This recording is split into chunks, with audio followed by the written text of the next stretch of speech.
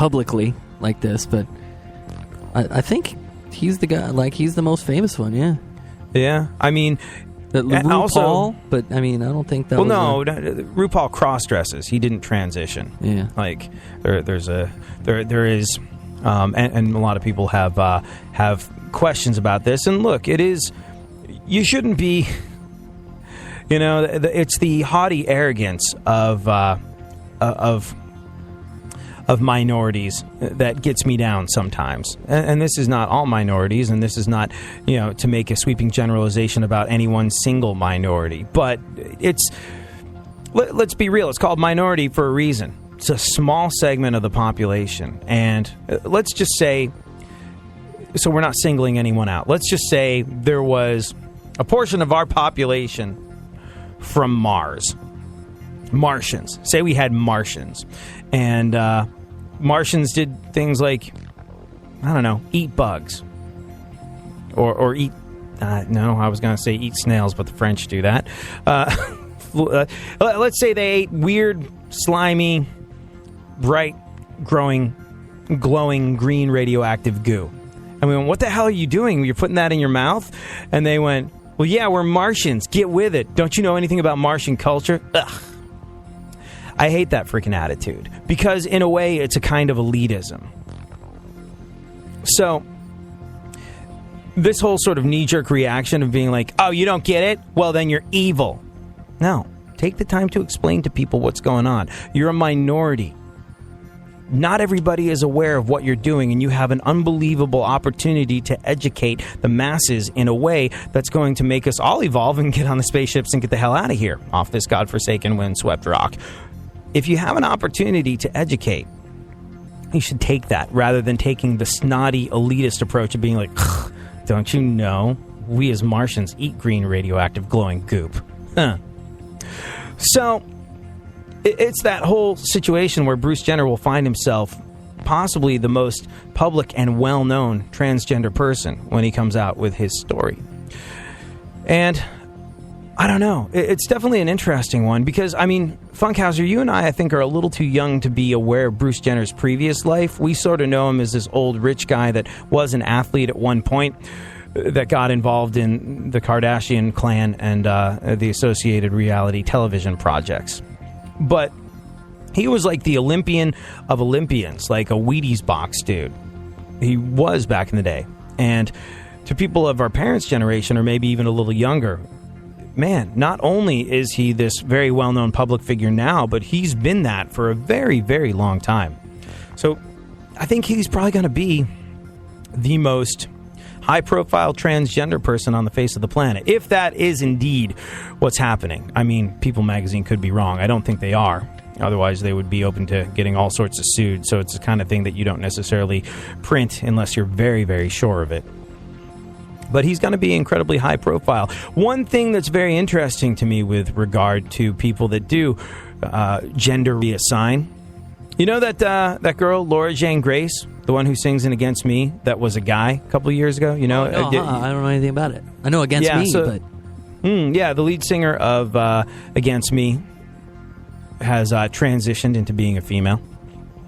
And one thing I noticed whenever I heard interviews with her is that I think a lot of people are looking for her to be a spokesperson for transgendered folks, and she's definitely tried to educate people about what she went through and all this, but she was like, I'm a mess. I was a mess before this. I'm a mess now. I'm just a neurotic person in general, and now you throw all this into the mix. I have a wife, I have a kid, and I have had a complete change of identity, you know? Showing up at rallies, being a public educator, being a spokesperson for this community, not real high on the list of a lot of people that do it because they have so much going on in their own lives that they just have to pay attention to that. Are you going to put, you know, the transgendered community before your daughter or your wife? No, you're not.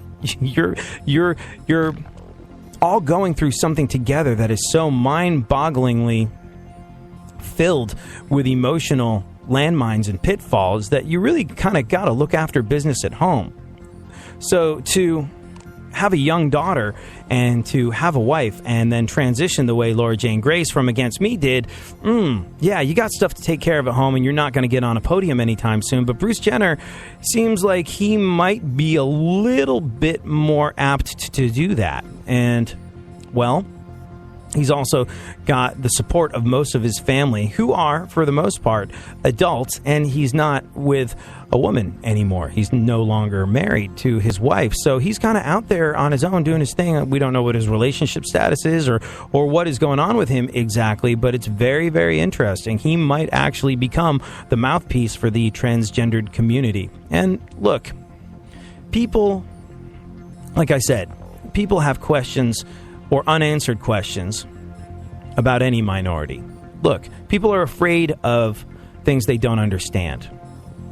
And if he could bring a little bit of understanding to this, to the point where folks that have problems with it or who are abusive of it can be brought to realize that, hey, this is, nothing to do with me. They're going to be over there living their life and it doesn't affect me, so I can go on with my life.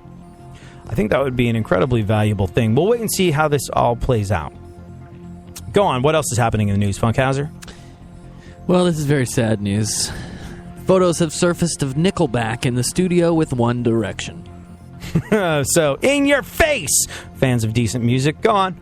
Mitt Romney announced that he will not be running for president in 2016 for a third time. Great.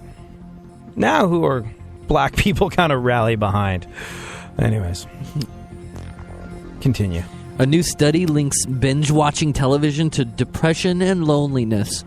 Yeah. If you're the type of person that likes to give up entire weekends to watching 40 episodes of some TV show on Netflix or Amazon or whatever, you might be depressed.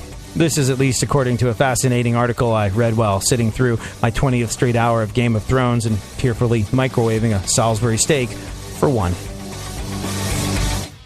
Radio goes one-on-one with Bob Seger to discuss why he prefers to write songs on his own. It's really challenging, and I kind of wish I could do it with Can't see it through your pitch and you're like Kool-Aid.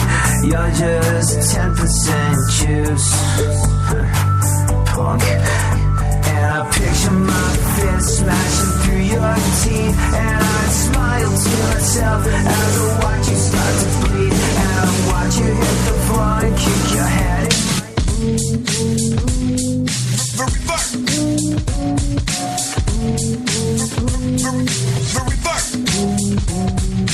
I'm just trying to be the best that I can be, so when my time is done, I can say I had some fun.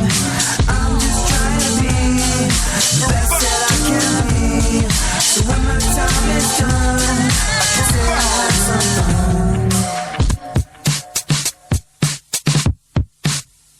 Yo, I always hit the track with undeniable style, while digging ditches for bitches. I'm causing miles of smiles, building bridges to riches while spitting venom and bile, not stacking piles of papers. But yo, I think I will in a while. The world will wake up to this modern kind of style. I bring a portion of the proper accolades, and fortune will be smiling upon what I do and the things that I say. A renaissance of thought, leading us all to brighter days. So I don't believe that you're as stupid as what they tell me, and I do believe that we're beyond the mediocrity, monopoly of our conformity of the way we're taught. The despondency, dishonesty, the cacophonous bureaucracy. I'm just trying to be the best that I can be, so when my time is done, I can say I had some fun. I'm just trying to be the best that I can be, so when my time is done, I can say I had some fun. Man, sometimes it's just so hard to be a good person, to lift yourself up and try and be that better version of all the delivering fascinating subjects, interesting talk, and boobs and fart jokes. AD on iHeartRadio. Yeah, oh, let's go. Talking that mess, better act like you know. Oh, let's go tonight. Walk away, punk, yeah, bitch. That's right, I know this. You're nothing but a punk, bitch. You're nothing but a punk, bitch. So walk away, yeah. Funkhauser, couple more pieces of news. Randy Quaid soundbite, and then we'll talk about the NFL. Okum dokum. Let's see. Rolls-Royce sales are at an all-time high. Yeah, if you're like me, You spend a lot of time thinking about money. Specifically worrying about how you don't have enough of it to make it to the end of the month, and being concerned that once again you're going to have to sell bodily fluids to make rent, which is weird because last time you cut yourself shaving, nothing came out. And, the clinic has started to cotton on to the fact that most of what you're giving them is, in fact, day-old yogurt. So, it's tough financial times for all of us. And it's mind-boggling to me that Rolls-Royce sales are actually at an all-time high. For more information, you can read about it in the latest issue of Poor People Can Suck It Monthly. Go on. I get that magazine. Yeah. Former NFL star and current analyst for the NFL Network, Warren Sapp, was arrested yesterday morning in Phoenix for soliciting a prostitute. Yeah, just Oops. FYI, Warren, it's just as much of a crime if you pay someone else to deflate your balls. Go on. Why don't you just go on Tinder? I'm Warren Sapp. Yeah, no, I mean, like, the guy cannot have a well, you know, what's that? I think Jack Nicholson loves hookers, just loves them. And it's Jack Nicholson. He can clearly get any female on the face of the planet, regardless of how old or fat he is. But apparently Jack Nicholson has this thing with hookers. He's like, you don't pay them to show up. You pay them to leave. And that's what you want. You don't want the female entanglement. Maybe that was what Warren was after. But I would hazard a guess that Warren Sapp, NFL Hall of Famer, and a guy that's on TV all the time, would have problems getting someone to deflate his balls in a legal way. So it's got to be some weird thing he's got for hookers. Yeah. The trick is, Warren, you're not supposed to get caught. Go on. Well, you think it's Suge Knight's time? Because he was officially charged with murder yesterday. Yeah. Ran over a dude. Yeah. Ironically, when he was charged, Suge looked like he'd been hit by a truck.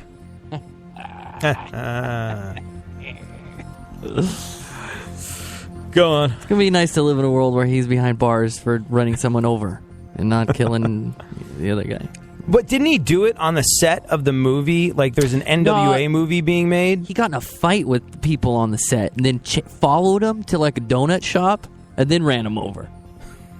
And at the beginning of this, I thought, I don't know if I'm right or not, probably not, but, like, he ran over the dude that plays him in the movie, or so he thinks he's owed money because he's in the movie, or something. Like, dude's deranged.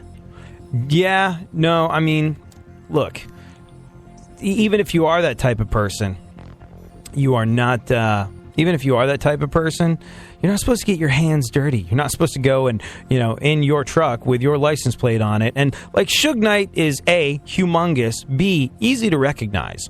Like, I don't feel like he was operating with the clutch fully engaged on that one. Not a whole lot of clarity to his thinking in that situation. Because if he wanted to do something like that, I heard a story. Might be apocryphal, but it's an amazing story. And if he's the type of guy that would run somebody over with his truck at a donut shop, I don't have a hard time believing this. Apparently, he, while he was in jail, ordered a hit on someone, and the hit was done. The hit was done where he had a guy with AIDS rape somebody else. Oh, like crazy next level crazy stuff. Yeah. Suge Knight.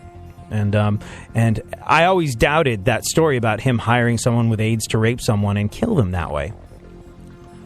That said, hearing that he's the type of person with no regard for himself in terms of staying out of jail, would just go to a donut shop and run someone over in broad daylight with his truck.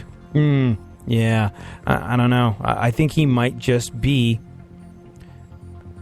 He should just stay home. I'm sure he's got all kinds of money. What the hell is he doing out and about, running people over with his truck? Answer, he's crazy. Go on. Can't stop killing. Leanne Rimes and Brandy Glanville are feuding on Twitter. Well, and I don't know who the winner I'm on is. Team Leanne. Well, I'm not sure who the winner is, but I do know that the loser is all of us for having to hear about a Twitter feud between Leanne Rimes and Brandy Glanville. Continue. A suspicious bag caused a New York City bus station to be shut down as police with bomb-sniffing dogs rushed to the scene. Yeah. Turned out, though, the bag did not have a bomb in it. It was filled with, get this, 100 unused condoms. What an anticlimax. Go on. President Obama has reportedly improved his average golfing scores by 20 strokes from when he started his presidency. It just goes to show that if a leader dedicates all their energy and time to something, they can really improve a situation. Go on.